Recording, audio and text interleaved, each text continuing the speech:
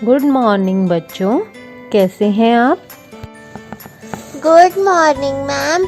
आज आप हमें क्या पढ़ाओगे? चलो बच्चों, आज पाठ शुरू करने से पहले मैं आपसे एक पहेली पूछती हूँ। देखते हैं कौन इस पहेली का जवाब देगा। तो पहेली कुछ इस प्रकार है। कुछ स्थितियों में मैं गति का विरोध करता हूँ, यद्यपि मैं गति को संभव बनाता हूँ, परंतु मैं सापेक्ष गति का सदा विरोध करता हूँ। दो गतिमान पृष्ठों के बीच लगाइए वहाँ कुछ स्नेहक, वहाँ बन जाता हूँ मैं छोटा। बनाइए गतिमान पृष्ठों को रुक्ष, बना देता हूँ मैं गति को कठिन। मैं हो सकता हूँ स्थैतिक, सर्पी अथवा लोटनिक, परंतु जब भी होते हैं दो पृष्ठ गति में, होता हूँ मैं सदैव वहाँ। बताओ मैं हूँ कौन? मैम, इसका उत्तर मुझे पता है। बताओ फिर आप। घर्षण। लेकिन मैम, योटनिक घर्षण क्या होता है? बिल्कुल सही बताया आपने बेटा, वेरी गुड। इसका मतलब पिछले सप्ताह हमने जो कुछ भी पढ़ा था घर्षण के बारे में, वो आपको सब समझ आ गया है। बच्चों, आज हम लोटनिक घर्षण के बारे में ही पढ़ेंगे, लेकिन पहले हम क्या क्या पढ़ चुके हैं? घर्षण बल की परिभाषा, स्थैतिक तथा सर्पी घर्षण, घर्षण को प्रभावित करने वाले कारक और घर्षण किस प्रकार हानिकारक लेकिन हमारे लिए आवश्यक है।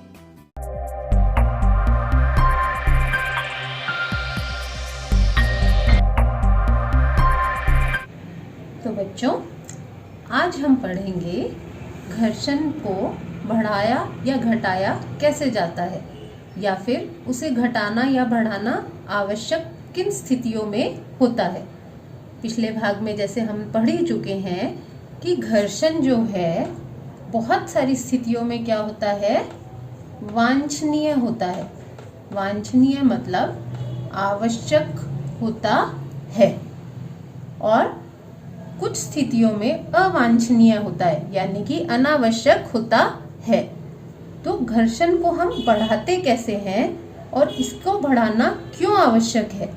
आपने देखा होगा कि जब बाजार से आप नए जूते चप्पल लेकर आते हैं तो उनकी तली जो होती है उस पर कुछ डिज़ाइन बना होता है, यानी उसे कुछ इस तरह का एक क्रिस क्रॉस सा डिज़ाइन खांचेदार बना दिया जाता है, जिससे कि घर्षण जो है वो क्या होता है? बढ़ जाता है। और जब आप किसी सतह पर चलते हैं तो आप फिसलते नहीं हैं। इसी प्रकार आपने खिलाड़ियों के जूते भी देखे होंगे। जो खिलाड़ी जूते पहनते हैं उनमें कुछ कीलें लगी होती हैं जो बाहर की तरफ निकली होती हैं। इन जूतों को हम स्पाइक्स भी कहते हैं, और ये इसीलिए लगाई जाती हैं ताकि मैदान में जब वो खेलते हैं तो घर्षण को बढ़ाया जा सके और वो फिसल कर ना गिरें। इसी प्रकार आपने ये भी देखा होगा कि गाड़ी, बस, ट्रैक्टर, इनके टायर जो होते हैं वो भी खांचेदार बनाए जाते हैं, जिससे कि सड़क की सतह पर चलते हुए वे फिसले ना। तो जब ये तली जो है आपकी घिस जाती है और ये एक तरह से चिकनी हो जाती है, तो आपने महसूस किया होगा कि कई बार आप फिसल जाते हैं। तो फिसलने का जो मुख्य कारण है वो यही है कि घर्षण जो है वो कम हो जाता है। इसके अलावा आपने देखा होगा कि आपकी साइकिल में ब्रेक पैड लगे होते हैं, जो कि घर्षण को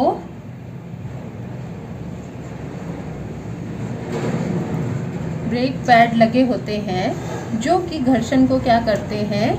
बढ़ा देते हैं, जैसे ही आप ब्रेक लगाते हैं और पहिए के संपर्क में ये आते हैं तो साइकिल रुक जाती है।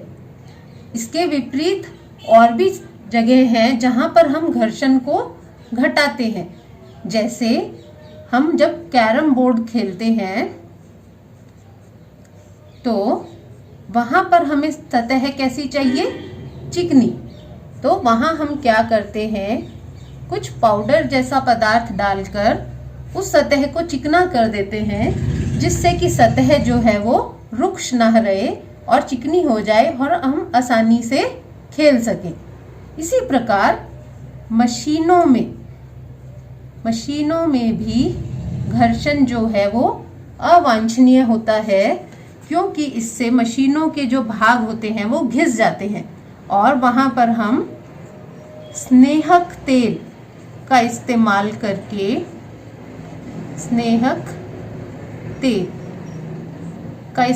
करके घर्षण को कम करते हैं।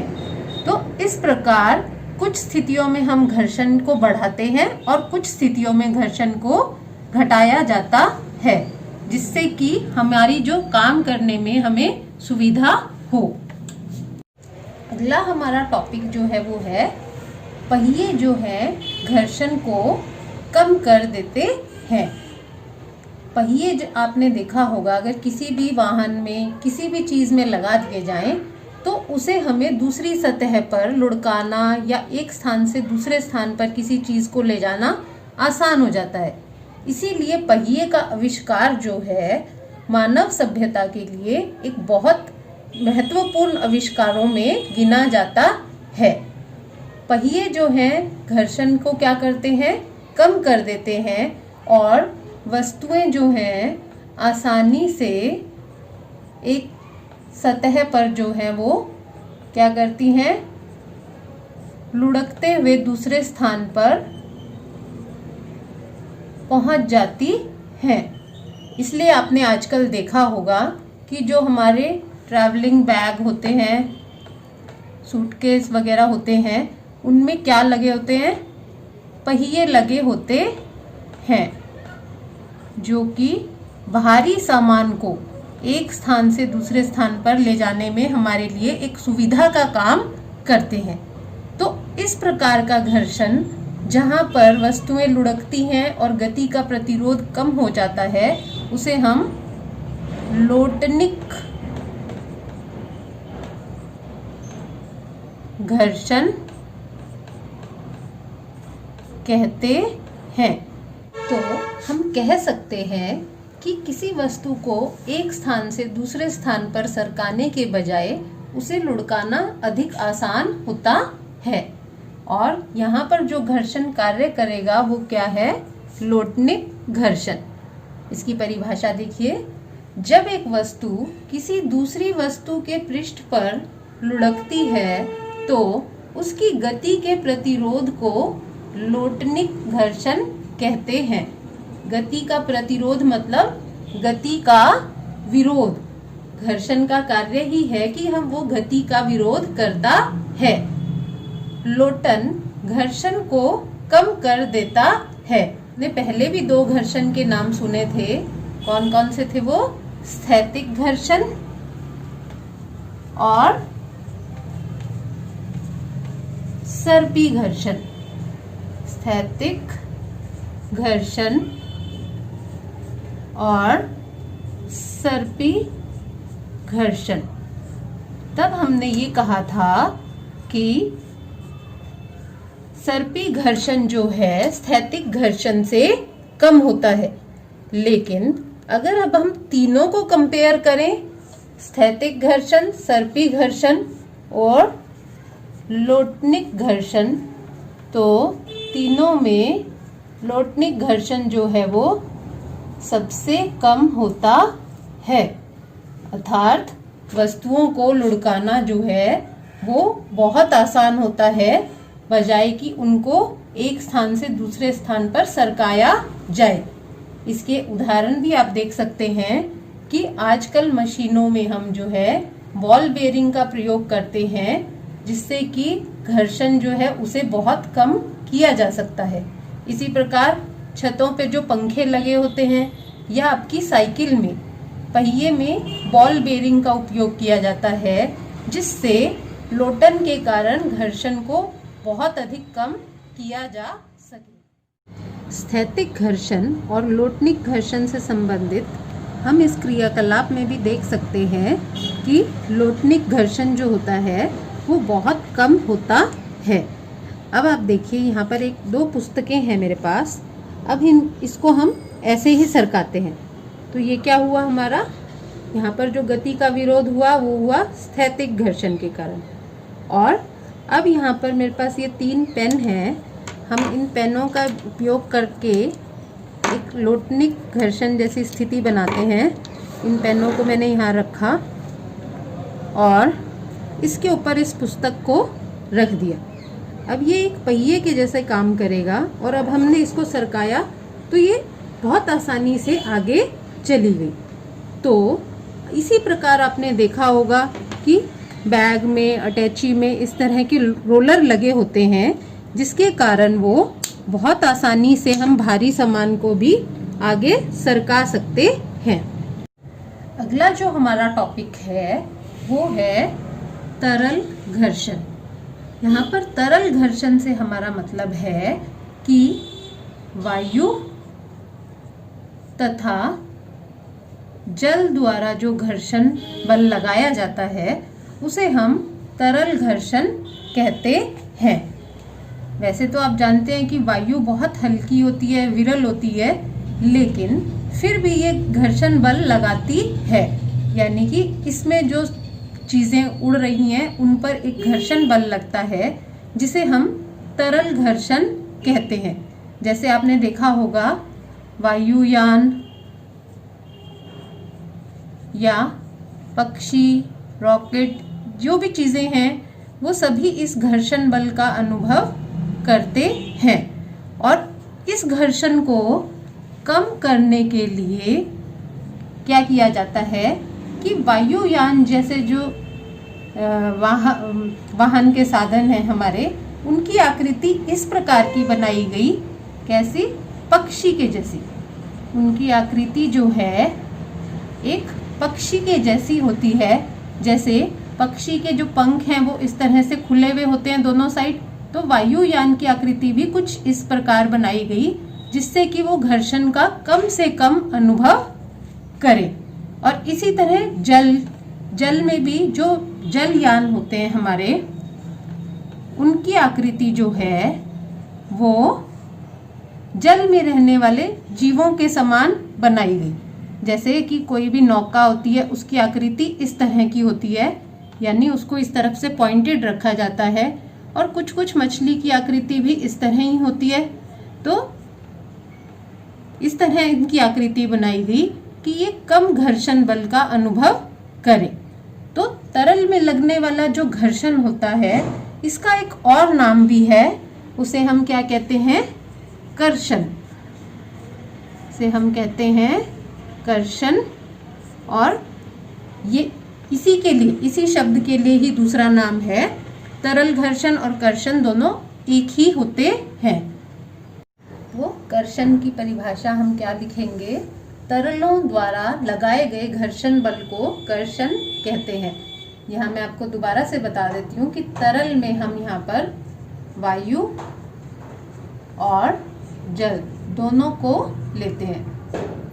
वैसे हम तरल पदार्थ में हम जल को लेंगे, लेकिन यहाँ पर विज्ञान की भाषा में दोनों के लिए एक ही शब्द प्रयोग किया जाता है, तरल, और इसको द्वारा जो घर्षण बल लगता है उसे हम कर्षण कहते हैं।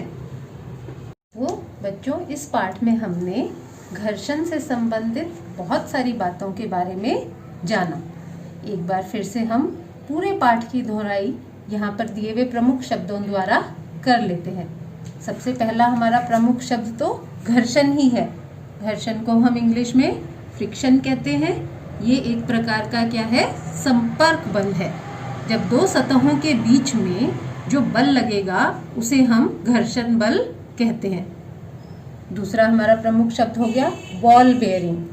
अभी मैंने आपको पढ़ाया जैसे कि लोटनिक घर्षण जो होता है वो सबसे कम होता है, और उसके उदाहरण में हमने लिया था कि मशीनों में आजकल बॉल बेयरिंग का उपयोग होता है, जो छोटी छोटी गोलियां सी जैसी हमें दिखाई देती हैं।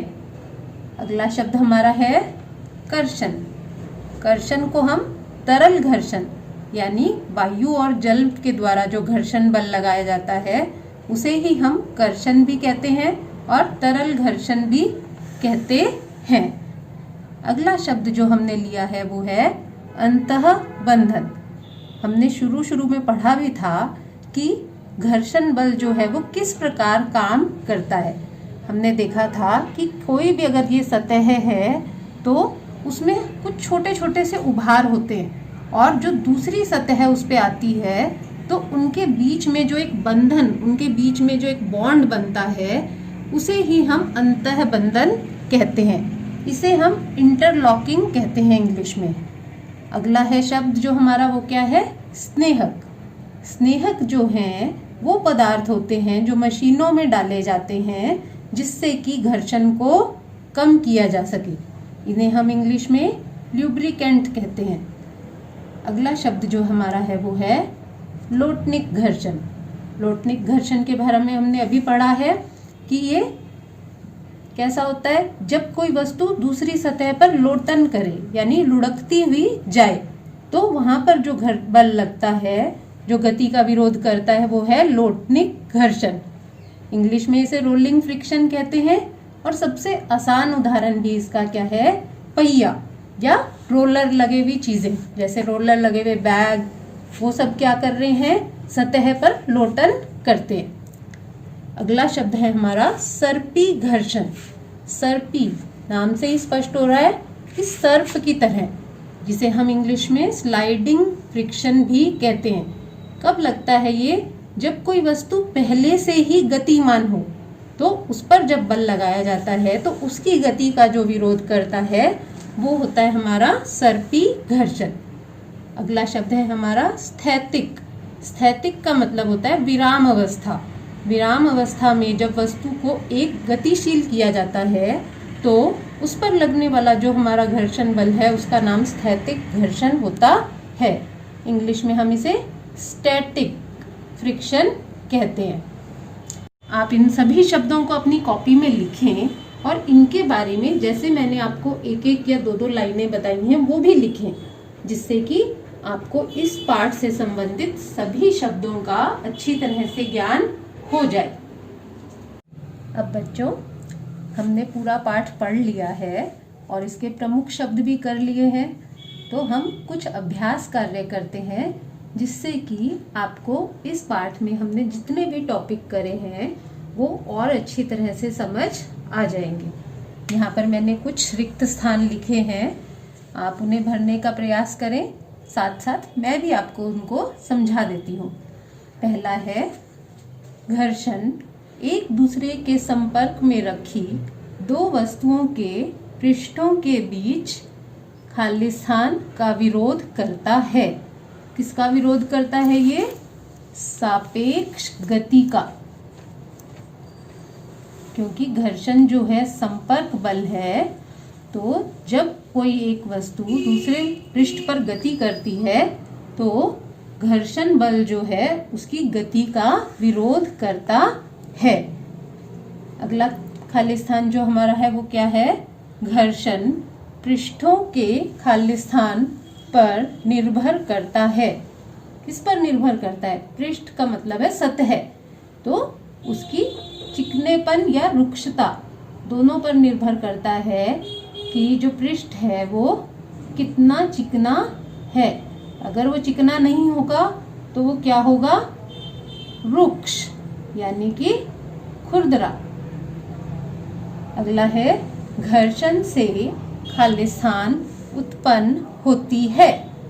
तो घर्षण से क्या उत्पन्न होगा? ऊष्मा। इसका एक बहुत अच्छा उदाहरण है, जैसे अब सर्दियां हैं तो हम अपने हाथों को रगड़ते हैं दोनों को, तो घर्षण उत्पन्न के कारण ऊष्मा उत्पन्न होती है जिससे कि हमारे हाथ जो है वो गर्म हो जाते हैं।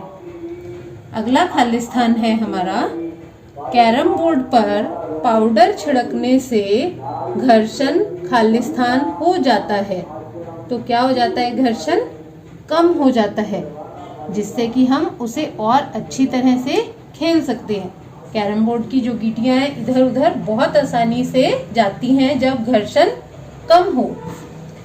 अगला खालिस्तान है हमारा सर्पी घर्षण स्थैतिक घर्षण से खालिस्तान होता है। तो हम पहले पढ़ चुके हैं कि सर्पी घर्षण गतिमान वस्तुओं की गति का विरोध करता है, जबकि स्थैतिक में जब हम वस्तु को रुकी हुई अवस्था से गतिशील करते हैं तो जो घर्षण बल लगता है उसे स्थैतिक घर्षण कहते हैं। तो सर्पी घर्षण जो है स्थैतिक घर्षण से क्या होता है, हमेशा कम होता है। और यहाँ पर आपको एक छोटी सी बात और बता देती हूँ कि लोटनिक घर्षण जो है वो सर्पी घर्षण से भी कम होता है। अगला खालिस्तान है हमारा तरलों द्वारा लगाए गए घर्षण बल को खालिस्तान भी कहते हैं। ये बहुत इम्पोर्टेंट क्वेश्चन है, पेपर में बहुत बार पूछा जाता है ये कि इस बल का दूसरा नाम क्या है, कर्षण। तरलों द्वारा जो लगाया गया, तरलों का मतलब यहाँ पर क्या है हमारे लिए, वायु और जल दोनों। विज्ञान की भाषा में हम दोनों को कंसीडर करते हैं, इसलिए तरलों द्वारा जो घर्षण बल लगाया जाता है उसे क्या कहते हैं, कर्षण। अगला खालिस्तान हमारा है तरल में गति करने वाली वस्तुओं को उचित खालिस्तान प्रदान कर घर्षण खालिस्तान किया जा सकता है। तो वायु और जल में जो वस्तुएं गति करती हैं उनकी आकृति किसके आधार पर बनाई जाती है, पक्षियों की। तो आकृति उनको उचित आकृति, अब आपने देखे होंगे कि वायुयान और जलयान जो होते हैं वो निश्चित आकृति के होते हैं। आपने कभी भी ऐसा नहीं देखा कि ऐसे स्क्वायर शेप में बना दिया या कुछ और शेप में बना दिया, हमेशा उनकी एक निश्चित आकृति होती है। उस आकृति के कारण घर्षण क्या हो जाता है, कम हो जाता है। कि अच्छी तरह समझ आ गई है, इसे हम घर पर भी आसानी से करके देखेंगे। ठीक है बच्चों, आप घर पे रह के अच्छी तरह पढ़ाई करें। Stay safe, stay healthy.